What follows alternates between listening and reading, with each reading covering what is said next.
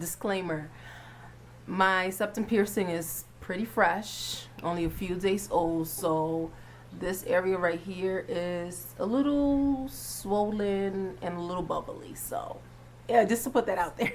How often do I cleanse and take care of my piercing? Twice a day, once in the morning and before bedtime.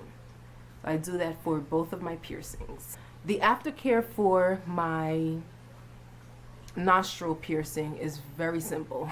It's so simple, it's criminal. I currently feel like I'm completely healed, even though they say it takes 2 to 4 months, but that's just on average, because honestly everybody heals differently and at a different time. So I'm definitely healed. There's nothing there, but I still do clean it, and I'm still gonna follow instructions as if it didn't heal. In the morning, I wash my hands with antibacterial soap. You want to make sure that before you handle any of your fresh piercings, that you are not handling it with dirty hands, because that can transfer bacteria and that can lead to infections or it not healing properly or as fast as it should. So once my hands are clean, I use Provon soap. This is what I use. A little really goes a long way. This is gonna last me. I mean, seriously, this is gonna last me a long time. What I do is I put a little bit of the soap on my fingertip. I then proceed to just dab it along that area and blend it in and make sure that it's like really in there. And then I just like rinse it off with warm water. After that's done, I grab a Q-tip and I go around the area and I pretty much, just clean it off. I never had any scabs. I never had any bleeding, any pus or just anything, but I do clean that area with a Q-tip. Once that's done, now that I have my now that I have my septum re-pierced, I then do my septum. With that piercing, you're going to need some sea salt. This is the kind and brand that I use. Make sure that you are not using an iodized sea salt, because it's not going to work. And then I grab this guy right here. I fill it up with hot water, as hot as I can handle. Not warm water, hot water. I use the sea salt. I do not measure it. I just do it freehand. I add in my sea salt. I get the Q-tips. I grab both Q-tips in there, mix it in, and then I go around that area to cleanse it. After that's done, I dip my nose in there for a few seconds. I don't last a long time. I've heard videos where people say that they last 5 minutes, and I'm just like, I'm just not gonna last that long with my nose plunged in there. So I don't know, I'll probably leave it in there for like about 30 seconds. And then once that's done, I grab some of the hot water and then just cleanse it off, because sea salt is very, very drying. So what it's going to do is going to dry up that area. And while you're cleansing it, you want to make sure that you move the jewelry, because it's going to get stuck.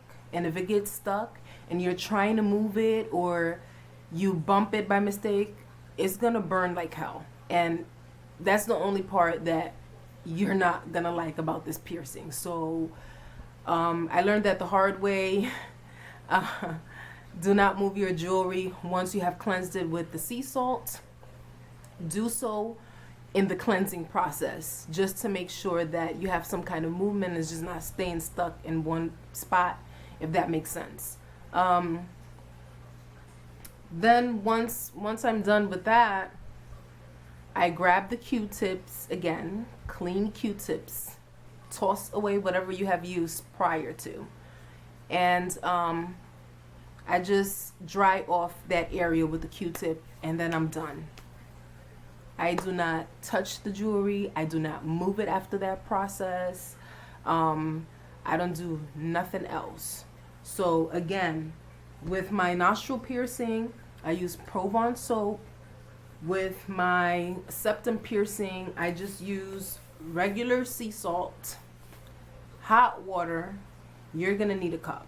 And make sure, please, because I heard some horror stories when I was getting pierced by my piercer, and I was just like, wow, some people are like seriously and genuinely disgusting.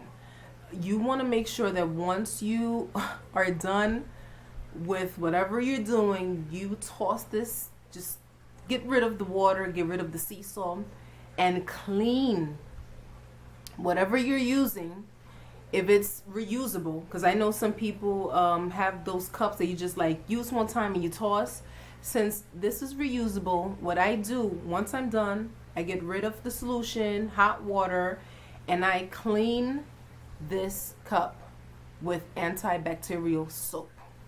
Please do not use the same water solution every single time. Like that you're gonna get an infection and you're going to delay your healing time. So, and it's just nasty. Like seriously, that's just like not, no. So that was all. It's very, very simple. I do want to say that I am not a piercer. I'm not a professional, none of that. I just went by the guides that my piercer gave me, and it has been working fine for me. Like I said, this piercing right here is like completely healed. It is completely healed. I don't feel a thing. I mean, honestly, I never really did, but the first day that I got it pierced, it was a little, it was just a little sore, like with any piercing, and you could tell that it was fresh. So I wasn't really messing around with that area. The aftercare is very simple. It's very simple. Again, twice a day, and just make sure that you're consistent with the aftercare. Especially with nostril and septum piercings, you don't want to be lazy. You don't want to say, well, I missed a day, I'm gonna go do it tomorrow. You want to be on top of that. I haven't skipped a day at all. I do it twice a day, morning time and before bedtime, and so we're here.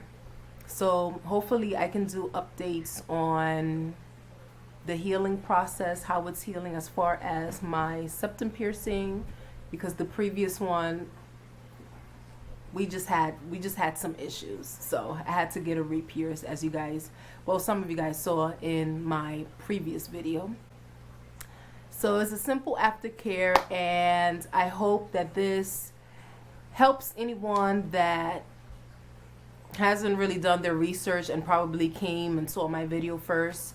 There's tons of information as far as piercing, time of healing, and so on and so forth. Thank you all for watching, and until next time, this was Vonnie 3000.